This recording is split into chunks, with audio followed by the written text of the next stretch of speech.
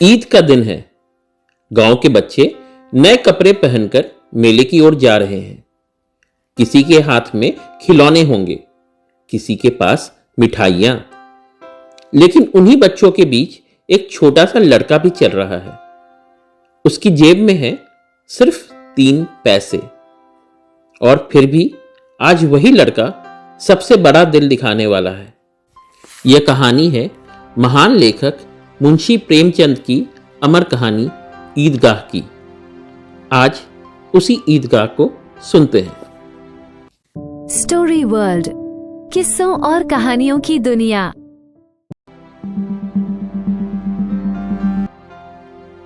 रमजान के पूरे 30 रोजों के बाद ईद आई है।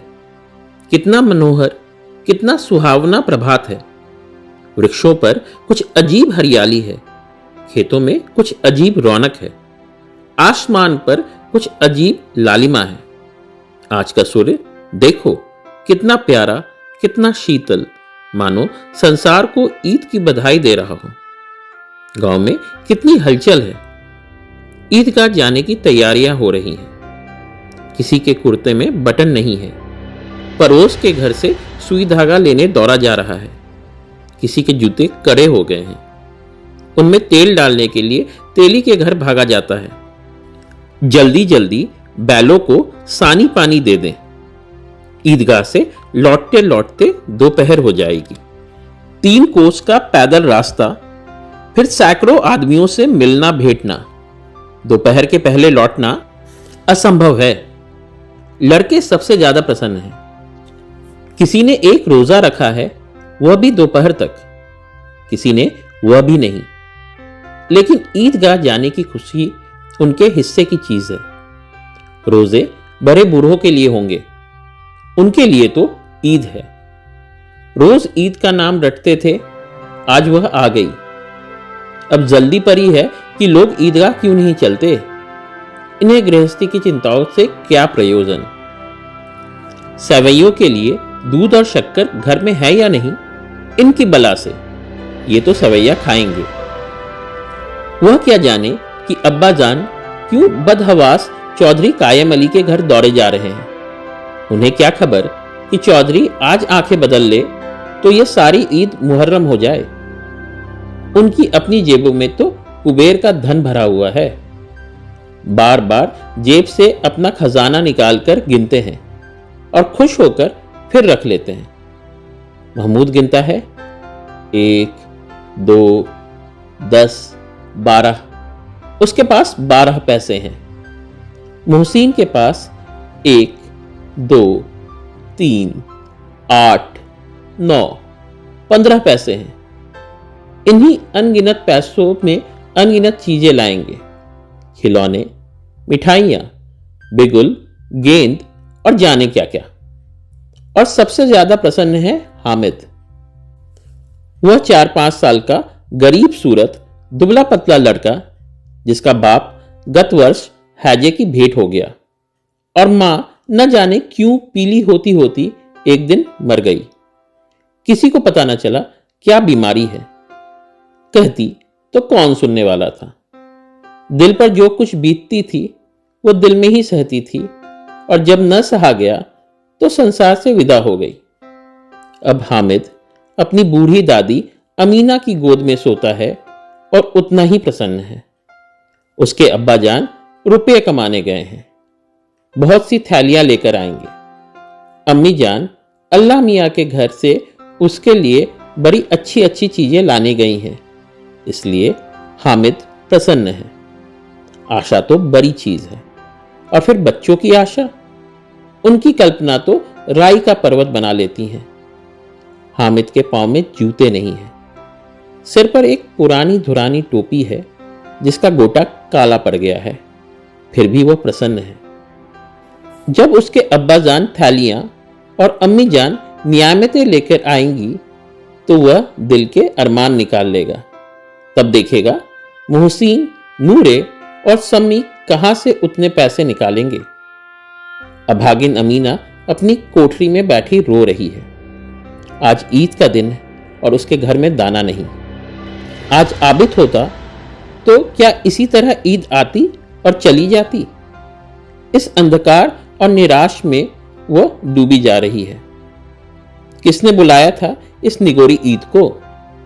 इस घर में उसका काम नहीं है, लेकिन हामिद, उसे किसी के मरने जीने से क्या मतलब? उसके अंदर प्रकाश है, बाहर आशा।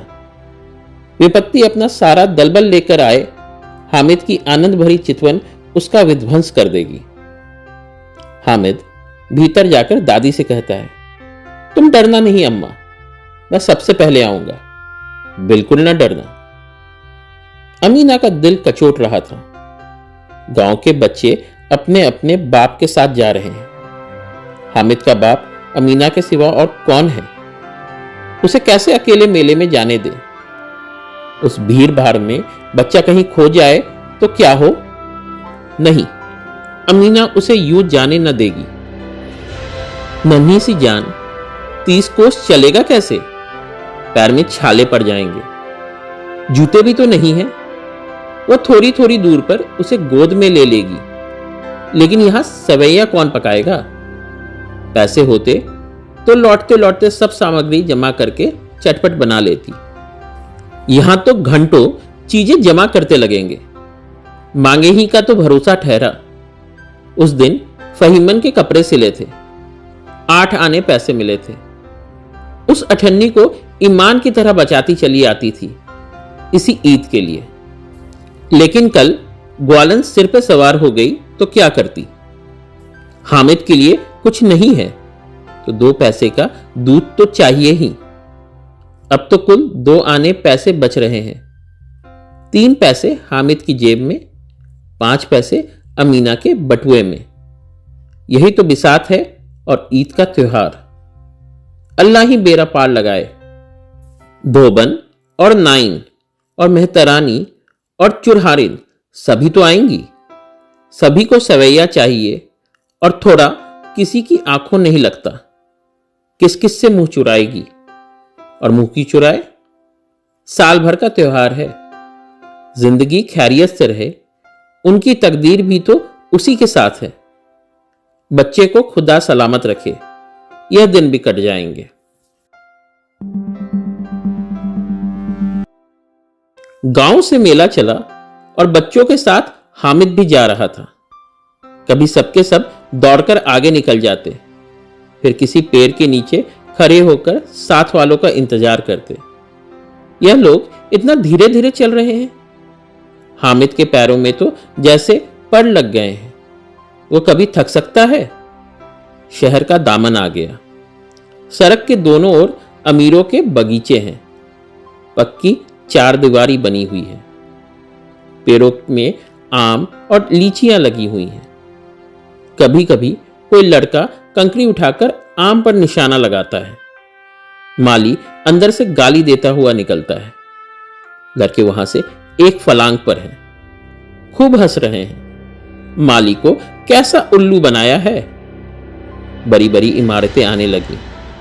यह अदालत है, यह कॉलेज है, यह क्लब घर है। इतने बड़े कॉलेज में कितने लड़के पढ़ते होंगे? सब लड़के नहीं हैं जी, बड़े बड़े आदमी हैं। सच, उनकी बड़ी बड़ी मूछें हैं। इतने बड़े हो गए, अभी तक पढ़ते जाते हैं। न जाने कब तक पढ़ेंगे और क्या करेंगे इतना पढ़कर। हामिद के मदरसे में 2-3 बड़े बड़े लड़के हैं, बिल्कुल 3 कौड़ी के। रोज मार खाते हैं, काम से जी चुराने वाले। इस जगह भी उसी तरीके के लोग होंगे और क्या। क्लब घर में जादू होता है। सुना है यहां मुर्दे की खोपड़ियां दौड़ती हैं और बड़े बड़े तमाशे होते हैं, पर किसी को अंदर नहीं जाने देते। और यहां शाम को साहब लोग खेलते हैं, बड़े बड़े आदमी खेलते हैं, मूंछों दाढ़ी वाले। और मेमे भी खेलती हैं। सच, हमारी अम्मा को वह दे दो, क्या नाम है, बैट, तो उसे पकड़ ही ना सके, घुमाते ही लुढ़क जाएं। महमूद ने कहा, हमारी अम्मी जान का तो हाथ कांपने लगे, अल्लाह कसम। मोहसिन बोला, चलो, मनो आटा पीस डालती हैं, जरा सा बैट पकड़ लेंगी तो हाथ कांपने लगेंगे। सैकड़ों घड़े पानी रोज निकालती हैं, 5 घड़े तो मेरी भैंस पी जाती हैं। किसी मेम को एक घड़ा पानी भरना पड़े तो आंखों तले अंधेरा आ जाए। महमूद ने कहा, लेकिन दौड़ती तो नहीं, उछल कूद तो नहीं सकती। मोहसिन, हां, उछल कूद नहीं सकती, लेकिन उस दिन मेरी गाय खुल गई थी और चौधरी के खेत में जा पड़ी। अम्मा इतनी तेज दौड़ी कि मैं उन्हें ना पा सका। सच। आगे चले। हलवाइयों की दुकानें शुरू हुई। आज खूब सजी हुई थी। इतनी मिठाइयां कौन खाता है? देखो ना, एक एक दुकान पर मनु होंगी। सुना है रात को जिन्नात आकर खरीद ले जाते हैं। अब्बा कहते थे कि आधी रात को एक आदमी हर दुकान पर जाता है और जितना माल बचा होता है वह तुलवा लेता है और सचमुच के रुपए देता है, बिल्कुल ऐसे ही रुपए। हामिद को यकीन ना आया, ऐसे रुपए जिन्नात को कहां से मिल जाएंगे? मोहसिन ने कहा, जिन्नात को रुपयों की क्या कमी? जिस खजाने में चाहे चले जाएं, लोहे के दरवाजे तक उन्हें नहीं रोक सकते जनाब। आप हैं किस फेर में? हीरे जवाहरात तक उनके पास रहते हैं। जिससे खुश हो गए उसे टोकरो जवाहरात दे दिए। अभी यही बैठे हैं, 5 मिनट में कलकत्ता पहुंच जाएं। हामिद ने फिर पूछा, जिन्नात बहुत बड़े बड़े होते होंगे? मोहसिन, एक एक सिर आसमान के बराबर होता है जी। जमीन पर खड़ा हो जाए तो उसका सिर आसमान में जा लगे, मगर चाहे तो एक लोटे में घुस जाए।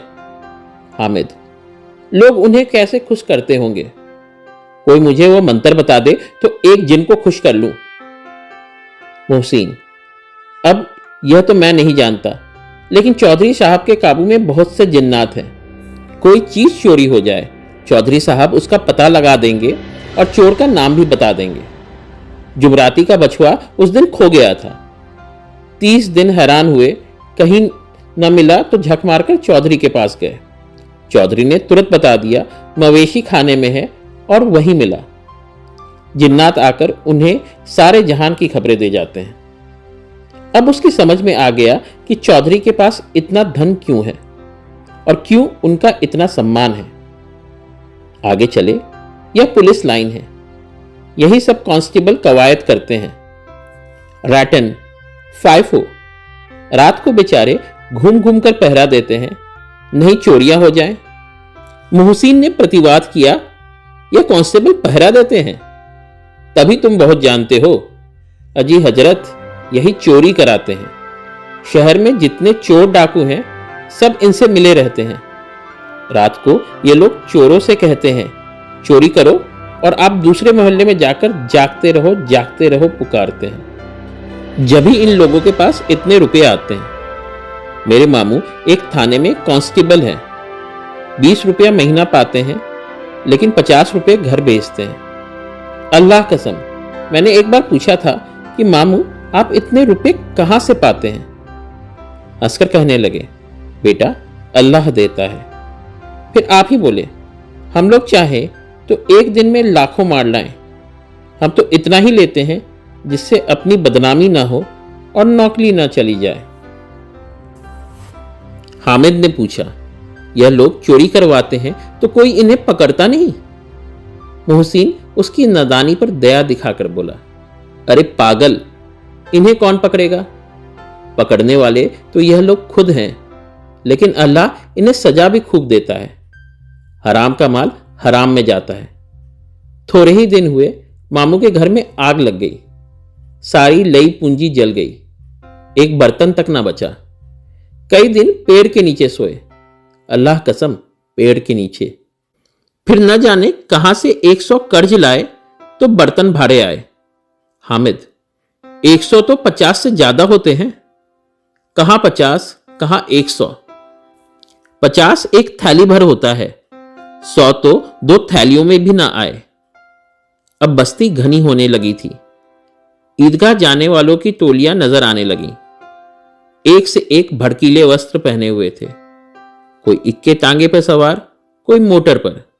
सभी इत्र में बसे, सभी के दिलों में उमंग।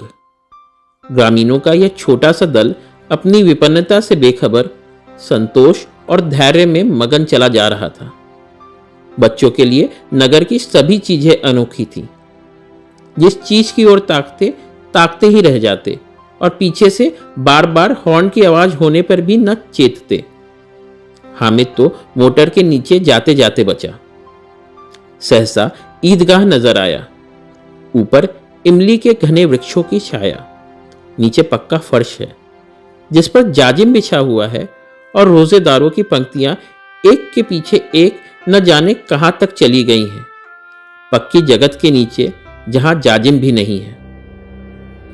नए आने वाले आकर पीछे की कतार में खड़े हो जाते हैं। आगे जगह नहीं है। यहां कोई धन और पद नहीं देखता। इस्लाम की निगाह में सब बराबर है। इन ग्रामीणों ने भी वजू किया और पिछली पंक्ति में खड़े हो गए। कितना सुंदर संचालन है, कितनी सुंदर व्यवस्था। लाखों सिर एक सिजदे में झुक जाते हैं, फिर सबके सब एक साथ खड़े हो जाते हैं, एक साथ झुकते हैं और एक साथ घुटनों के बल बैठ जाते हैं। कई बार यही क्रिया होती है, जैसे बिजली की लाखों बत्तियां एक साथ प्रदीप्त हों और एक साथ बुझ जाएं, और यही क्रम चलता रहे। कितना अपूर्व दृश्य था, जिसकी सामूहिक क्रियाएं, विस्तार और अनंतता हृदय को श्रद्धा, गर्व और आत्मानंद से भर देती थी। मानो भ्रातृत्व का एक सूत्र उन समस्त आत्माओं को एक लड़ी में पिरोए हुए है। नमाज खत्म हो गई है। लोग आपस में गले मिल रहे हैं।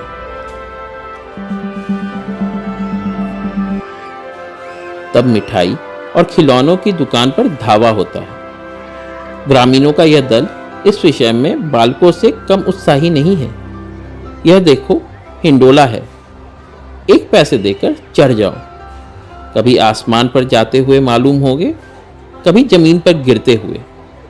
यह चरखी है, लकड़ी के हाथी, घोड़े, ऊंट छरों से लटके हुए हैं।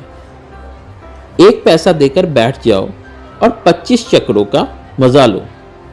महमूद और मोहसिन और नूरे और सम्मी इन घोड़ों और ऊंटों पर बैठते हैं। हामिद दूर खड़ा है। तीनों तो पैसे हैं उसके पास। अपने कोष का 1/3 जरा सा चक्कर खाने के लिए नहीं दे सकता। सब चरखियों से उतरते हैं। अब खिलौने लेंगे। इधर दुकानों की कतार लगी हुई है। तरह तरह के खिलौने हैं। सिपाही और गुजरिया, राजा और वकील, भिश्ती और धोबिन और साधु। वाह, कितने सुंदर खिलौने हैं। अब बोलना ही चाहते हैं। महमूद सिपाही लेता है, खाकी वर्दी और लाल पगड़ी वाला, कंधे पर बंदूक रखे हुए। मालूम होता है अभी कवायद किए चला आ रहा है। मोहसिन को भिश्ती पसंद आया है। कमर झुकी हुई है, ऊपर मशक रखे हुए है।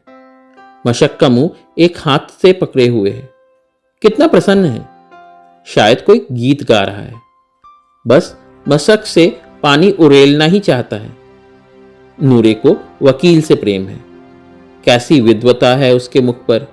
काला चोगा, नीचे सफेद अचकन, अचकन के सामने की जेब में घड़ी, सुनहरी जंजीर और हाथ में कानून का पोथा लिए हुए। मालूम होता है अभी किसी अदालत से जिरह या बहस किए चला आ रहा है। यह सब 2-2 पैसे के खिलौने हैं। हामिद के पास कुल 3 पैसे हैं। इतने महंगे खिलौने वह कैसे ले? खिलौना कहीं हाथ से छूट पड़े तो चूर चूर हो जाए, जरा पानी में पड़े तो सारा रंग धुल जाए। ऐसे खिलौने लेकर वह क्या करेगा? किस काम के? मोहसिन कहता है, मेरा भिश्ती रोज पानी दे जाएगा सांझ सवेरे। महमूद, और मेरा सिपाही घर का पहरा देगा।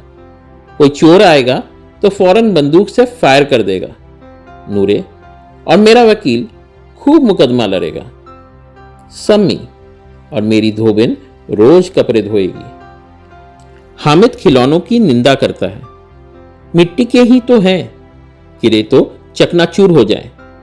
लेकिन ललचाई हुई आंखों से खिलौनों को देख रहा है और चाहता है कि जरा देर के लिए उन्हें हाथों में ले सकता है। उसके हाथ अनायास ही लपकते हैं। लेकिन लड़के इतने त्यागी नहीं होते, विशेषकर जब अभी नया शौक है। हामिद ललचाता रह जाता है। खिलौने के बाद मिठाइयाँ आती हैं। किसी ने रेवड़ियाँ ली, किसी ने गुलाब जामुन, किसी ने सोहन हलवा। मजे से खा रहे हैं। हामिद बिरादरी से पृथक है। अभागे के पास 3 पैसे हैं, क्यों नहीं कुछ लेकर खाता। ललचाई आंखों से सबकी ओर देखता है। मोहसिन कहता है, हामिद रेवड़ी ले जा, कितनी खुशबूदार है। हामिद को संदेह हुआ यह केवल क्रूर विनोद है। मोहसिन इतना उदार नहीं है, लेकिन यह जानकर भी वह उसके पास जाता है। मोहसिन दोनों में से एक रेवड़ी निकालकर हामिद की ओर बढ़ाता है। हामिद हाथ फैलाता है। मोहसिन रेवड़ी अपने मुंह में रख लेता है। महमूद, नूरे और सम्मी खूब तालियां बजा बजा कर हंसते हैं। हामिद खिसिया जाता है। मोहसिन, अच्छा अब की जरूर देंगे हामिद, अल्लाह कसम, ले जा। हामिद, रखे रहो, क्या मेरे पास पैसे नहीं हैं? सम्मी, 3 ही तो पैसे हैं, 3 पैसे में क्या क्या लोगे? महमूद, हमसे गुलाब जामुन ले जाओ हामिद, मोहसिन बदमाश है। हामिद, मिठाई कौन बड़ी नेमत है, किताब में इसकी कितनी बुराइयां लिखी हैं। मोहसिन, लेकिन दिल में कह रहे होगे कि मिले तो खा लें, अपने पैसे क्यों नहीं निकालते? महमूद, हम समझते हैं इसकी चालाकी, जब हमारे सारे पैसे खर्च हो जाएंगे तो हमें ललचा ललचा कर खाएगा। मिठाइयों के बाद कुछ दुकानें लोहे की चीजों की हैं, कुछ गिलट और कुछ नकली गहनों की। लड़कों के लिए कोई आकर्षण न था, वे सब आगे बढ़ जाते हैं। हामिद लोहे की दुकान पर रुक जाता है। कई चिमटे रखे हुए थे। उसे ख्याल आया दादी के पास चिमटा नहीं है। तवे से रोटियां उतारती हैं तो हाथ जल जाता है। अगर वह चिमटा ले जाकर दादी को दे दे तो वह कितनी प्रसन्न होगी, फिर उनकी उंगलियां कभी नहीं जलेगी।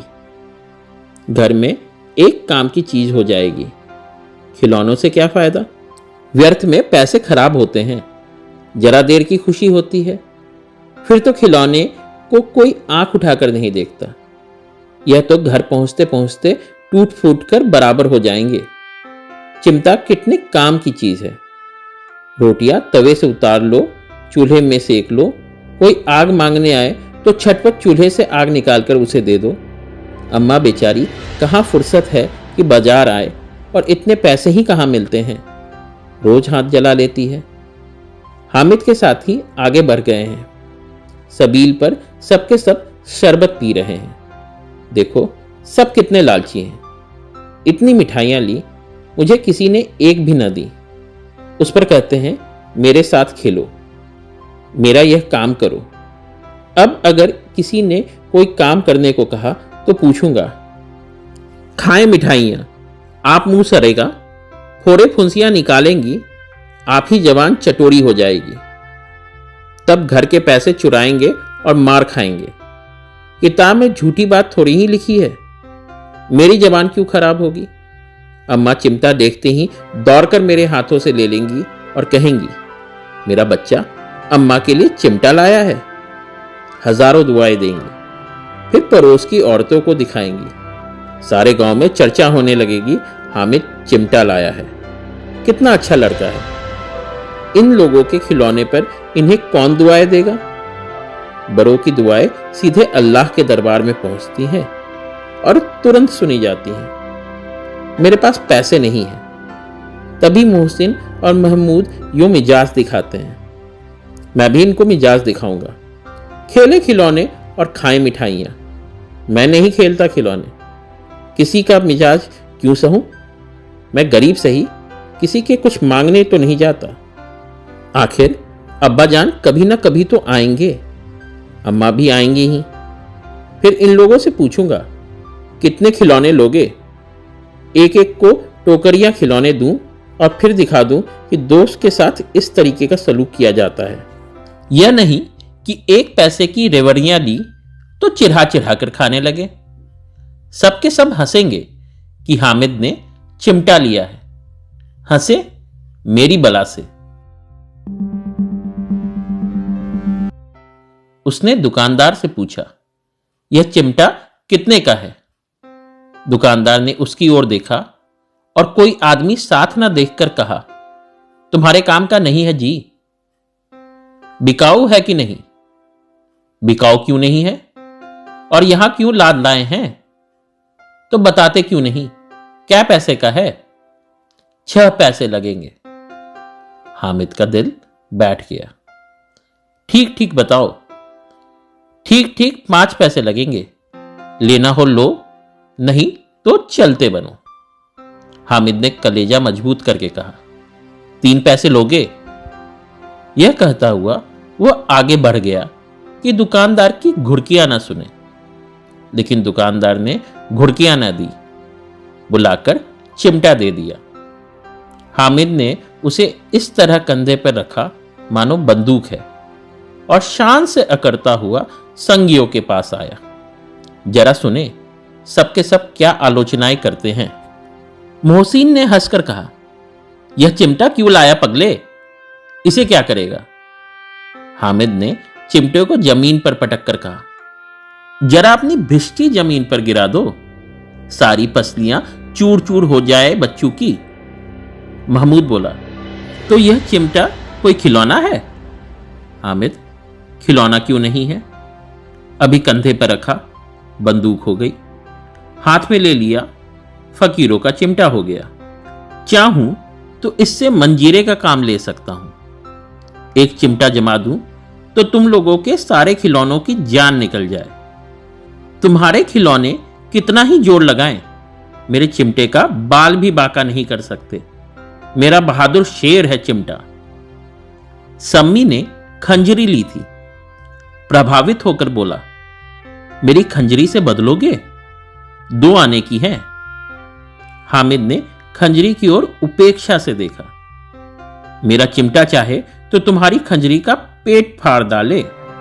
बस एक चमड़े की झिल्ली लगा दी, ढप ढप बोलने लगी। जरा सा पानी लग जाए तो खत्म हो जाए।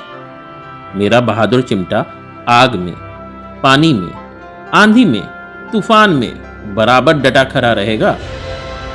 चिमटे ने सभी को मोहित कर लिया। लेकिन अब पैसे किसके पास धरे हैं? फिर मेरे से दूर निकल आए हैं। 9 कब के बज गए। धूप तेज हो रही है, घर पहुंचने की जल्दी हो रही है।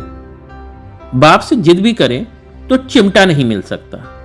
हामिद है बड़ा चालाक, इसलिए बदमाश ने पैसे बचा रखे थे। अब बालकों के 2 दल हो गए, मोहसिन, महसूस, सम्मी और पूरे एक तरफ है, हामिद अकेला दूसरी तरफ। शास्त्रार्थ हो रहा है। सम्मी तो विधर्मी हो गया, दूसरे पक्ष से जा मिला। लेकिन मोहसिन, महमूद और नूरे भी हामिद से 1-1, 2-2 साल बड़े होने पर भी हामिद के आघातों से आतंकित हो उठे हैं। उसके पास न्याय का बल है और नीति की शक्ति। एक ओर मिट्टी है, दूसरी ओर लोहा, जो इस वक्त अपने को फौलाद कह रहा है। वह अजय है, घातक है। अगर कोई शेर आ जाए, मियां भिष्टी के छक्के छूट जाएं, मियां सिपाही मिट्टी की बंदूक छोड़ के भागे, वकील साहब की नानी मर जाए, चोगे में मुंह छिपाकर जमीन पर लेट जाएं, मगर यह चिमटा, यह बहादुर, यह रुस्तमे हिंद लपक कर शेर की गर्दन पर सवार हो जाएगा और उसकी आंखें निकाल लेगा। हामिद ने आखिरी जोर लगाकर कहा, भिष्टी को एक डांट बताएगा तो दौड़ा हुआ पानी लाकर उसके द्वार पर छिड़कने लगेगा। मोहसिन परास्त हो गया, पर महमूद ने कुमक पहुंचाई। अगर बच्चू पकड़े जाएं तो अदालत में बंधे बंधे फिरेंगे, तब वकील साहब के ही पैरों पड़ेंगे। हामिद इस प्रबल तर्क का जवाब न दे सका। उसने पूछा, हमें पकड़ने कौन आएगा? नूरे ने अकड़ कर कहा, यह सिपाही, बंदूक वाला। हामिद ने मुंह चिढ़ाकर कहा, यह बेचारे हम बहादुर रुस्तमे हिंद को पकड़ेंगे। अच्छा लाओ, अभी जरा कुश्ती हो जाए, इसकी सूरत देखकर दूर से भागेंगे, पकड़ेंगे क्या बेचारे। मोहसिन को एक नई चोट सूझ गई। तुम्हारे चिमटे का मुंह रोज आग में जलेगा। उसने समझा था कि हामिद लाजवाब हो जाएगा, लेकिन यह बात न हुई। हामिद ने तुरंत जवाब दिया, आग में बहादुर ही कूदते हैं जनाब। तुम्हारे यह वकील, सिपाही और भिष्टी लौंडियों की तरह घर में घुस जाएंगे। आग में कूदना वह काम है जो रुस्तमे हिंद ही कर सकता है। इस तर्क ने सम्मी और नूरे को सजीव कर दिया। कितने ठिकाने की बात कही है पट्टे ने। चिमटा बावर्ची खाने में पड़े रहने के सिवा और क्या कर सकता है। हामिद को कोई फरकता हुआ जवाब न सूझा, तो उसने धांधली शुरू की। मेरा चिमटा बावर्ची खाने में नहीं रहेगा। वकील साहब कुर्सी पर बैठेंगे तो जाकर उन्हें जमीन पर पटक देगा और उनका कानून उनके पेट में डाल देगा। बात कुछ बनी नहीं। खासी गाली गलौज थी, लेकिन कानून को पेट में डालने वाली बात छा गई। ऐसी छा गई कि तीनों सूरमा मुंह ताकते रह गए, मानो कोई धेलचा कनकौआ किसी गंडवाले कनकौए को काट गया हो। कानून मुंह से बाहर निकलने वाली चीज है, उसको पेट के अंदर डाल दिया जावे, बेतुकी सी बात होने पर भी कुछ नयापन रखती है। हामिद ने मैदान मार लिया। उसका चिमटा रुस्तमे हिंद है। अब इसमें मोहसिन, महमूद, नूरे, सम्मी किसी को भी आपत्ति नहीं हो सकी। विजेता को हारने वालों से जो सत्कार मिलना स्वाभाविक है, वह हामिद को भी मिला। औरों ने 3-3, 4-4 आने पैसे खर्च किए, पर कोई काम की चीज ना ले सके। हामिद ने 3 पैसे में रंग जमा लिया। सच ही तो है, खिलौनों का क्या भरोसा, टूट फूट जाएंगे। हामिद का चिमटा तो बना रहेगा बरसों। संधि की शर्तें तय होने लगी। मोहसिन ने कहा, जरा अपना चिमटा दो, हम भी देखें। तुम हमारा भिश्ती लेकर देखो। महमूद और नूरे ने भी अपने अपने खिलौने पेश किए। हामिद को इन शर्तों को मानने में कोई आपत्ति न थी। चिमटा बारी बारी से सबके हाथ में गया और उनके खिलौने बारी बारी से हामिद के हाथ में आए। कितने खूबसूरत खिलौने हैं। हामिद ने हारने वालों के आंसू पोंछे। मैं तुम्हें चिढ़ा रहा था। सच, यह चिमटा भला इन खिलौनों की क्या बराबरी करेगा। मालूम होता है अब बोले तब बोले। लेकिन मोहसिन की पार्टी को इस दिलासे से संतोष नहीं होता। चिमटे का सिक्का खूब बैठ गया है। चिपका हुआ टिकट अब पानी से नहीं छूट रहा है। मोहसिन, लेकिन इन खिलौनों के लिए कोई हमें दुआ तो न देगा। महमूद, दुआ को लिए फिरते हो, उल्टे मार ना पड़े। अम्मा जरूर कहेंगी कि मेले में मिट्टी के खिलौने ही मिले तुम्हें। हामिद को स्वीकार करना पड़ा कि खिलौनों को देखकर किसी की मां इतनी खुश ना होगी जितनी दादी चिमटे को देखकर होंगी। 3 पैसों ही में तो उसे सब कुछ करना था और उन पैसों के इस उपयोग पर पछतावे की बिल्कुल जरूरत न थी। फिर अब तो चिमटा रुस्तमे हिंद है और सभी खिलौनों का बादशाह। रास्ते में महमूद को भूख लगी। उसके बाप ने केले खाने को दिए। महमूद ने केवल हामिद को साझी बनाया। उसके अन्य मित्र मुंह ताकते रह गए। यह उस चिमटे का प्रसाद था।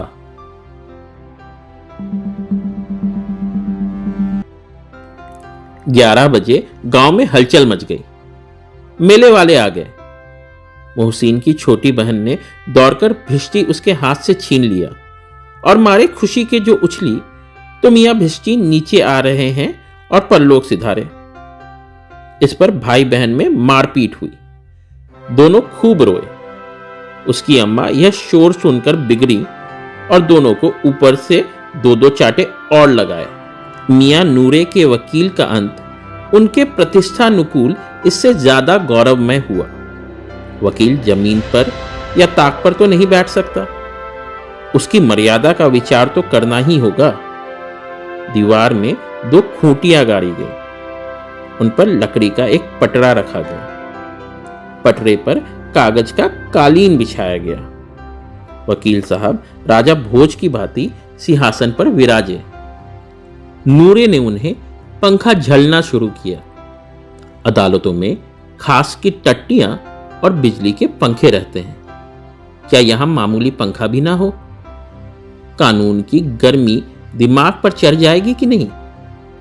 बांस का पंखा आया और नूरे हवा करने लगे। मालूम नहीं पंखे की हवा से या पंखे की चोट से वकील साहब स्वर्गलोक से मृत्युलोक में आ रहे और फिर उनका माटी का चोला माटी में मिल गया। फिर बड़े जोर शोर से मातम हुआ और वकील साहब की अस्थि धूर पर डाल दी गई। अब रहा महमूद का सिपाही। उसे चटपट गांव का पहरा देने का चार्ज मिल गया। लेकिन पुलिस का सिपाही कोई साधारण व्यक्ति तो नहीं जो अपने पैरों चले। एक टोकरी आई, उसमें कुछ लाल रंग के फटे पुराने चीथड़े बिछाए गए, जिसमें सिपाही साहब आराम से लेटे। नूरे ने यह टोकरी उठाई और अपने द्वार का चक्कर लगाने लगे। उनके दोनों छोटे भाई सिपाही की तरह छोने वाले जागते लहो पुकारते चलते हैं, मगर रात तो अंधेरी होनी चाहिए। महमूद को ठोकर लग जाती है। टोकरी उसके हाथ से छूटकर गिर पड़ती है और मियां सिपाही अपनी बंदूक लिए जमीन पर आ जाते हैं और उनकी एक टांग में विकार आ जाता है। महमूद को आज ज्ञात हुआ कि वह अच्छा डॉक्टर है। उसको ऐसा मरहम मिल गया है जिससे वह टूटी टांग को आनन फानन जोड़ सकता है। केवल गूलर का दूध चाहिए। गूलर का दूध आता है, टांग जोड़ दी जाती है। लेकिन सिपाही को जो ही खड़ा किया जाता है, टांग जवाब दे देती है। शल्य क्रिया असफल हुई, तब उसकी दूसरी टांग भी तोड़ दी जाती है। अब कम से कम एक जगह आराम से बैठ तो सकता है। एक टांग से तो न चल सकता था न बैठ सकता था। अब वह सिपाही सन्यासी हो गया है। अपनी जगह पर बैठा बैठा पहरा देता है। कभी कभी देवता भी बन जाता है। उसके सिर का झालरदार साफा खुरस दिया गया है। अब उसका जितना रूपांतर चाहो कर सकते हो। कभी कभी तो उससे बाट का काम भी लिया जाता है। अब मियां हामिद का हाल सुनिए। अमीना उसकी आवाज सुनते ही दौड़ी और उसे गोद में उठाकर प्यार करने लगी। सहसा उसके हाथ में चिमटा देखकर वो चौंकी। यह चिमटा कहां था? मैंने मोल लिया है। कितने पैसे में? 3 पैसे दिए। अमीना ने छाती पीट ली। यह कैसा बेसमझ लड़का है कि दोपहर हुआ कुछ न खाया न पिया। लाया क्या? चिमटा। सारे मेले में तुझे और कोई चीज न मिली तो यह लोहे का चिमटा उठा लाया। हामिद ने अपराधी भाव से कहा, तुम्हारी उंगलियां तवे से जल जाती थी, इसलिए मैंने इसे लिया। बुढ़िया का क्रोध तुरंत स्नेह में बदल गया, और स्नेह भी वह नहीं जो प्रगल्भ होता है और उसकी सारी कसक शब्दों में बिखेर देता है। यह मूक स्नेह था, खूब ठोस, रस और स्वाद से भरा हुआ। बच्चे में कितना त्याग, कितना सद्भाव और कितना विवेक है। दूसरों के खिलौने लेते और मिठाई खाते देखकर इसका मन कितना ललचाया होगा। इतना जब्त इससे हुआ कैसे? वहां भी इसे अपनी बुढ़िया दादी की याद बनी रही। अमीना का मन गदगद हो गया। और अब एक विचित्र बात हुई है, हामिद के इस चिमटे से भी विचित्र। बच्चे हामिद ने बूढ़े हामिद का पाठ खेला था। बुढ़िया अमीना बालिका अमीना बन गई। वह रोने लगी, दामन फैलाकर हामिद को दुआएं देती जाती थी और आंसू की बड़ी बड़ी बूंदें गिराती जाती थी। हामिद इसका रहस्य क्या समझता? तो यह थी मुंशी प्रेमचंद्र की प्रसिद्ध कहानी ईदगाह। यह कहानी हमें याद दिलाती है कि सच्चा प्रेम और त्याग कभी पैसों से नहीं मापा जा सकता। छोटे से हामिद ने सिर्फ 3 पैसों से जो किया, वो हमें इंसानियत का सबसे बड़ा सबक देता है। अगर आपको यह कहानी पसंद आई हो तो अपने दोस्तों और परिवार के साथ साझा कीजिए। आप सुन रहे थे स्टोरी वर्ल्ड, जहां कहानियां दिल से सुनाई जाती है। ईद की आप सभी को दिल से मुबारकबाद।